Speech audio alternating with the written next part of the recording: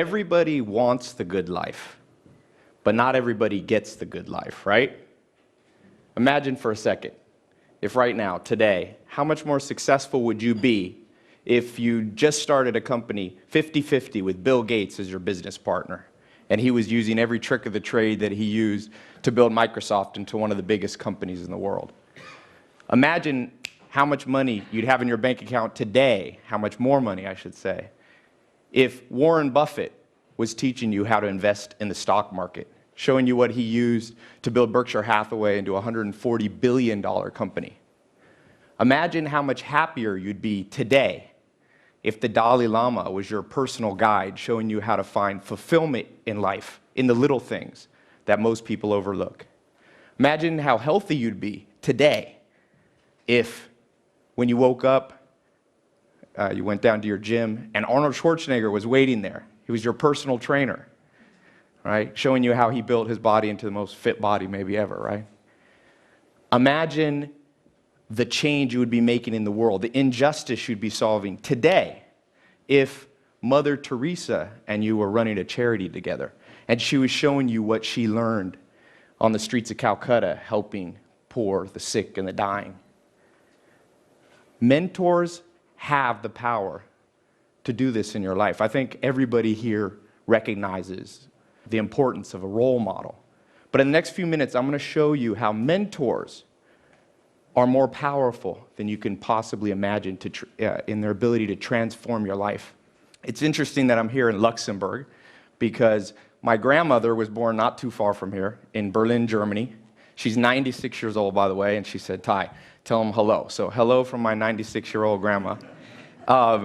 She said there was a role model, a mentor that I had when I was a little girl. She was born in 1918 in Berlin, and she said, we had a renter in our house, Edith Knox, who was a famous piano player from California in the 1920s. And she said, "Tai, this woman made such an impression on me." She rented a room for a summer, and she said, Edith Knox wore pants.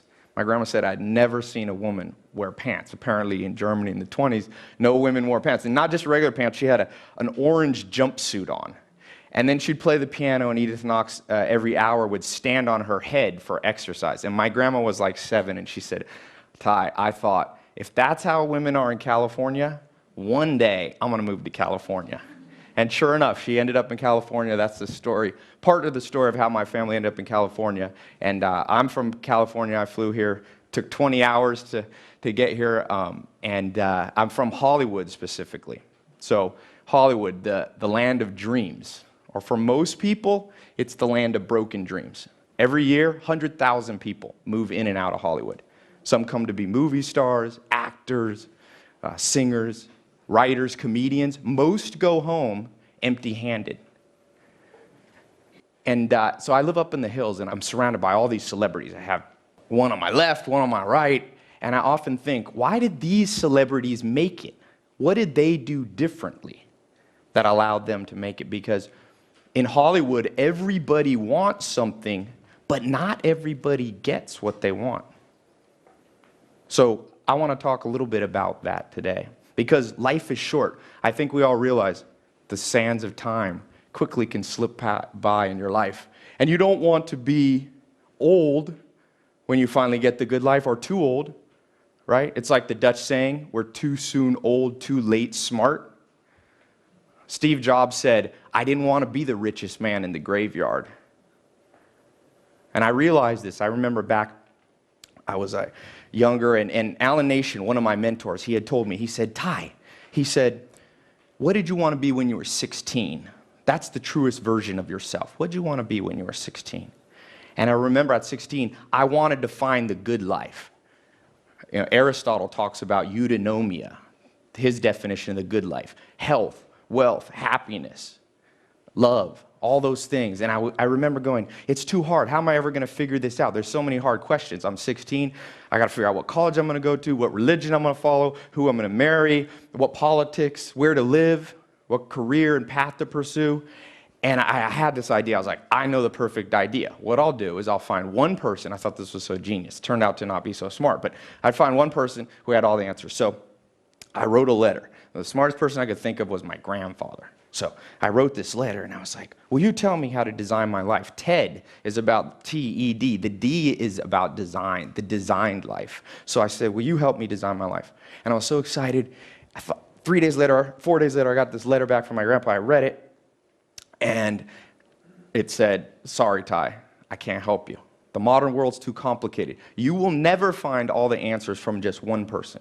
If you're lucky, a handful of people along the way will point the way. And I was like, right, so much for my shortcut. But 7 days later, a package came. It was books. My grandfather had a 20,000 book library, and he had sent me some old dusty ones, 1,000-page volume, 11 books. The Story of Civilization by Will and Ariel Durant. And I was like, 1,000 pages? This is too much, right? But I see now he was giving me a hint. I didn't understand it, that there's this myth that you have to go inward to find truth. But the truth he was saying is you have to go outward. If you can download the consciousness, the mindset of people who have gone before you, the smartest, the wisest, the most intelligent, the most experienced people, then you will get what you want.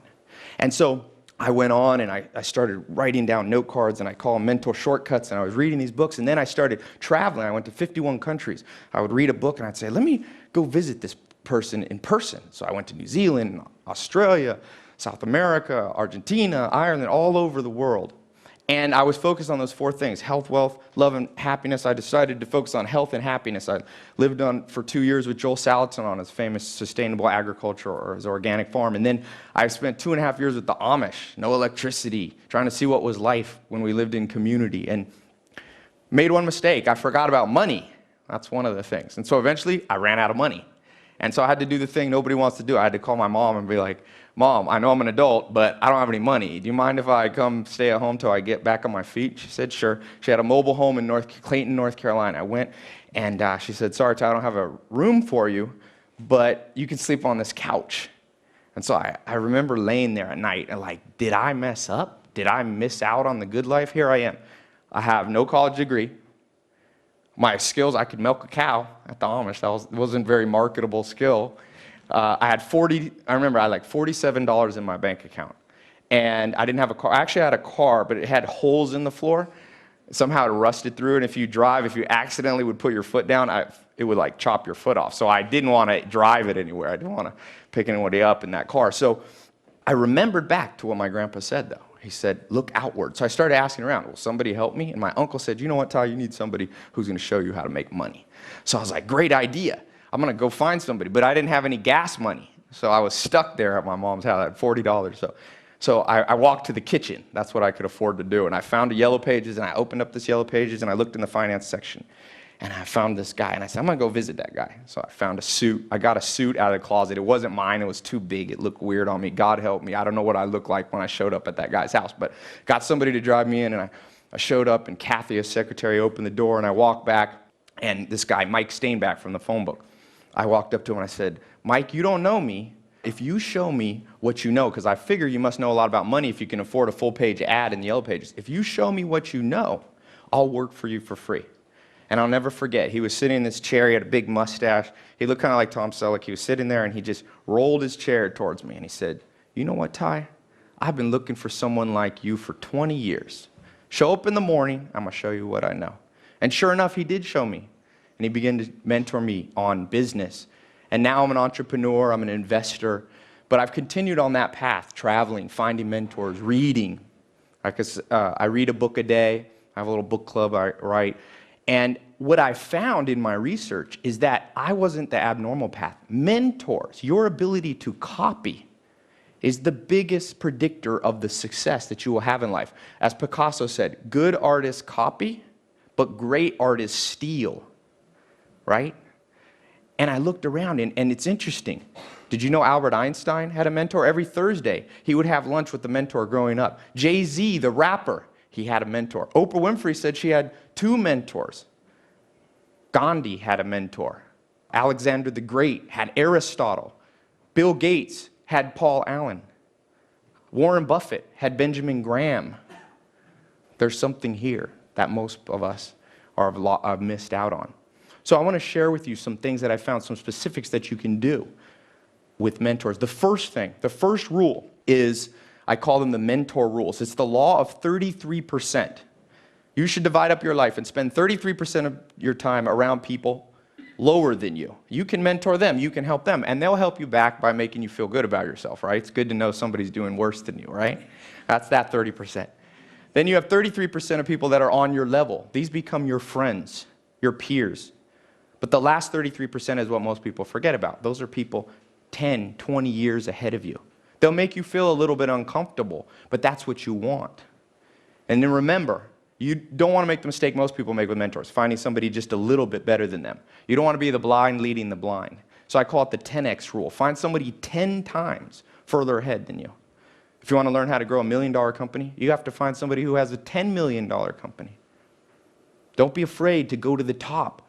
In-person mentors are amazing, and you can get people like Warren Buffett, Bill Gates. You'd be surprised. My friend heard a talk, Frank, he's a director in Hollywood, and he's like, Tai, you're not going to believe this. I heard your talk, and I emailed some people, and Elon Musk, the founder of PayPal, the only man to own 3 companies worth $1 billion, he wrote me back, and I had lunch with him. You'd be surprised. People remember, because people remember their struggle, and they'll reach out and help you too.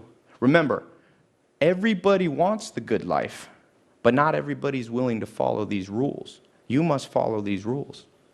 Next, humility. One of my favorite stories in business, Sam Walton, he becomes the richest man in America. He starts Walmart, this big empire, and he takes a trip to Brazil, to Sao Paulo. And when he's there, at Sao Paulo, his host family, his friends, get a call from the police department. They're like, come bail out Sam Walton. He's in jail. By this time, he's an older guy, billionaire. They rush down. If you've ever seen the inside of a Brazilian jail cell, it's not a good place for a 70 or 60-year-old billionaire, right? And they ask the police, "Are you crazy? Are you arresting him?" They're like, "We didn't know who he was, and we found him crawling around the floors of stores."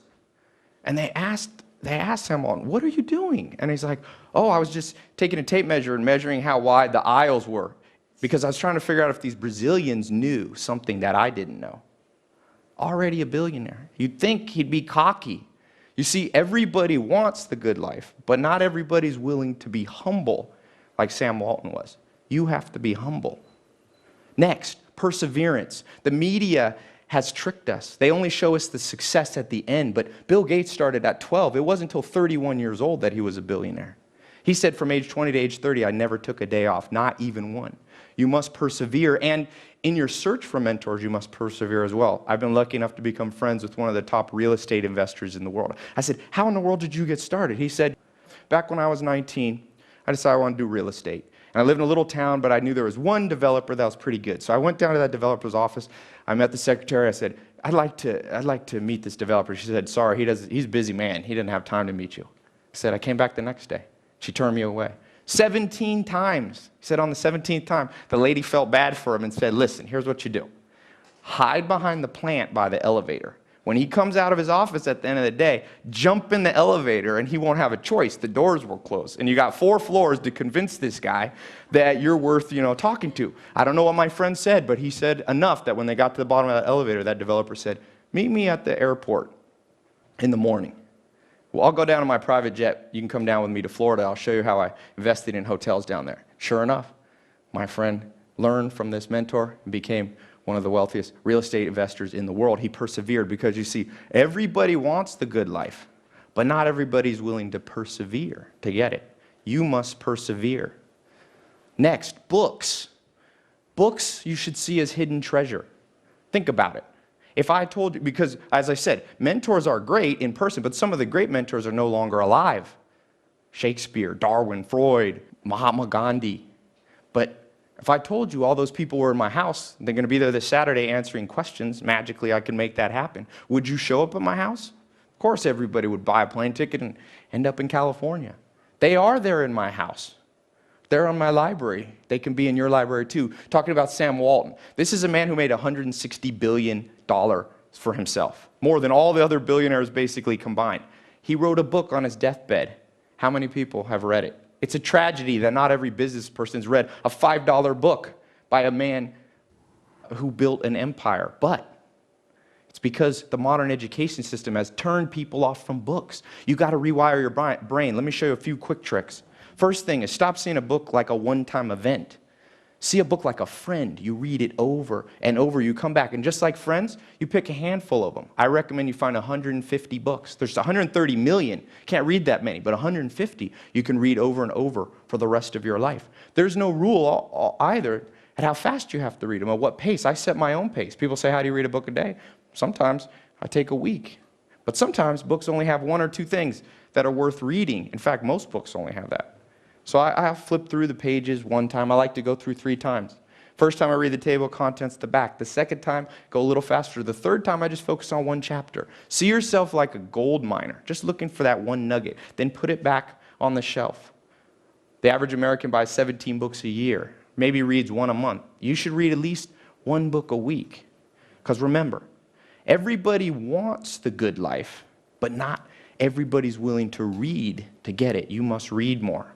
And lastly, Stoic versus Epicurean. One of the first books that I read, this 11-set volume that I got from my grandfather, there was a quote that I wrote down. A nation is born Stoic and dies Epicurean. Stoics were people willing to sacrifice present pleasure for something better later. You could say they were investors. Epicureans lived for now. They were consumers. They said you only live once. There's a saying, if you're in a room and you don't know who the sucker is, you're the sucker. You never want to be the sucker.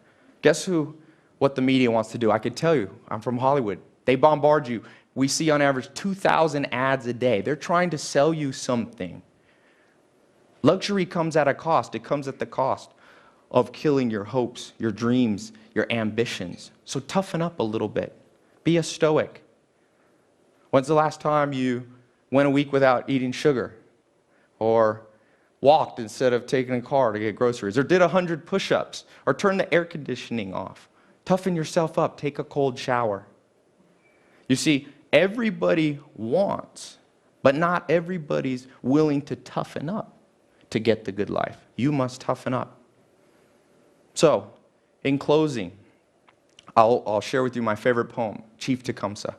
He says, love your life, perfect your life, beautify all things in your life. Seek to make your life long and its purpose in the service of your people. Mentors will help you do that. They are the shortcut that you want. You don't want to do it the hard way. Find a mentor. No matter if you're just starting out or if you're already experienced, there's always someone to learn from. You must follow those rules. Be humble. Persevere. Read more. Toughen up. Remember, it's going to be a little bit hard. It's like Tom Hanks says in the one movie. It's supposed to be hard. The hard is what makes it great. If you do these things, you will find the good life. Thank you.